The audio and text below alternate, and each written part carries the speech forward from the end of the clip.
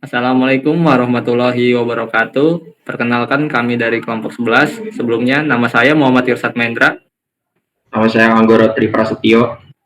Nama saya Sadam Ali Aziz. Kami di sini ingin mempresentasikan mengenai korosi pada struktur beton bertulang.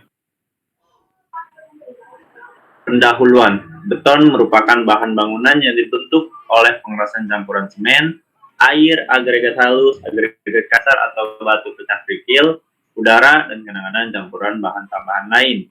Korosi yang merupakan proses elektrokimia di mana baja yang berhubungan dengan cairan yang mengandung ion-ion atau elektro menimbulkan perbedaan potensial yang menyebabkan ion-ion tulangan akan melarut sampai pada keadaan seimbang.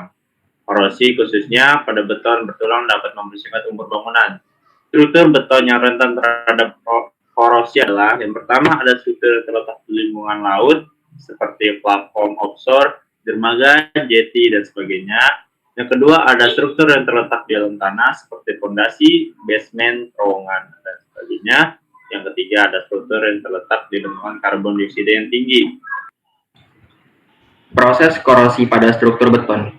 Proses korosi baja tulangan pada struktur beton dapat dibedakan menjadi dua tahapan, yaitu inisiasi korosi dan propagasi korosi.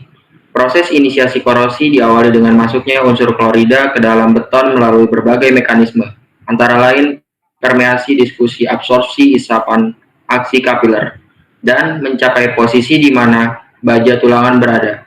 Dengan berjalannya waktu, konsentrasi klorida pada baja tulangan akan semakin bertambah, hingga mencapai nilai konsentrasi kritis, yang diperlukan untuk merusak lapisan perlindungan pasif pada permukaan baja tulangan. Jenis korosi pada struktur beton. Korosi pada struktur beton bertulang ada dua jenis, yaitu yang pertama, korosi pada baja tulangan. Pada korosi jenis ini, kerusakan terjadi pada tulangan di dalam beton. Ini disebabkan karena tulangan di dalam beton bereaksi dengan air dan membentuk karat. Karat yang terbentuk pada tulangan ini mengakibatkan pengembangan volume besi tulangan tersebut. Yang kedua ada korosi pada beton. Korosi pada beton terjadi akibat terbentuknya entinget akibat reaksi kimia antara unsur kalsium di dalam beton dengan garam sulfat dari luar. Sama seperti karat pada besi, entinget yang terjadi menyebabkan pengembangan volume beton sehingga menyebabkan massa beton terdesak. Etringet merupakan hasil reaksi dari unsur kalsium di dalam beton dengan garam sulfat dari luar. Memiliki bentuk kristal memanjang seperti jarum. Etringet ini menyebabkan pengembangan volume beton sehingga membuat beton pecah. Solusi korosi pada struktur beton. Salah satu pencegahan korosi adalah mengusahakan beton yang kompak dan rapat serta homogen. Ini berarti dituntut adanya kesesuaian antara kekentalan beton atau kadar air semen dan cara pemampatannya dengan parameter Slam-Test beton. George Dreux membuat tabel hubungan antara kekentalan beton dan cara pemampatan dengan parameter Slam-Test di bawah ini. Menurut penelitian Tritlayan, beton dengan faktor air semen 0,7 sampai 0,9 dengan cara pemampatan di putaran normal mengalami kemungkinan korosi yang paling kecil.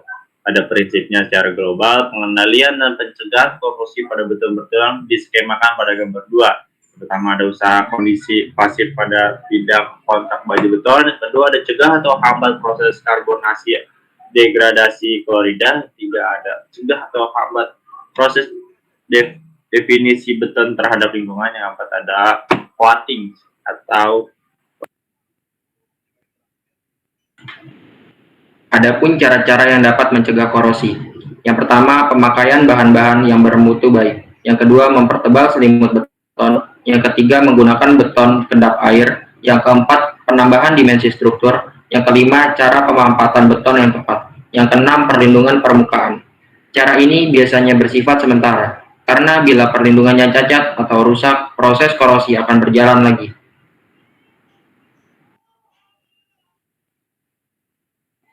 Sekian dari kelompok kami, kurang lebihnya mohon maaf. Wassalamualaikum warahmatullahi wabarakatuh. Waalaikumsalam.